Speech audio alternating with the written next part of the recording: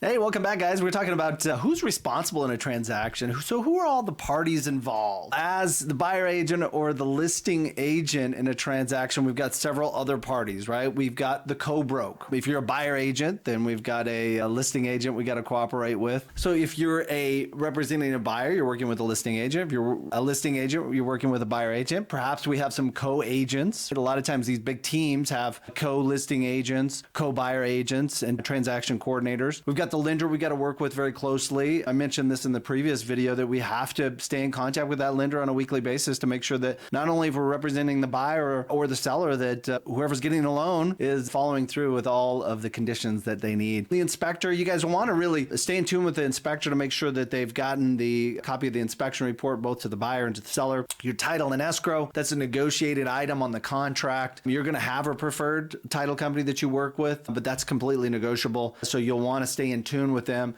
Carbon copy them on the dialogue with new addendums so they know when there's been a price change or a close of escrow modification. Also, your moving company, right? Who are you referring over to help the buyers or sellers move their possessions out, making sure that's a timeline and everybody's in tune with when that's going to happen. I think moving day is a very stressful day for buyers and sellers, so you want to make sure that you guys are on time for closing and the moving company is coordinated. Your contractors, your handyman, if you're going to negotiate repairs, making sure that they are in the house, they've repaired it. We've got copies of invoices for the repairs we've done to the roof, to the AC. We want to stay in contact with those and make sure we get copies of all that stuff. If your home is on septic, and you should know whether or not the home that your buyer seller is in contract with has a septic system on it, because the seller is required to do a septic certification. We need to have a good septic certification company come out and dig up the septic tank and certify that it's in good standing. So those are some of the parties that are involved. We've got the buyers, the sellers, sometimes the buyers and sellers, parents and advisors. So we just want to make sure that we're in tune with all of these people and we are a great communicator, always staying positive throughout the transaction and making sure that you're in control, and that will really help the emotions of both your buyer and seller. So those are the people that are involved in a transaction.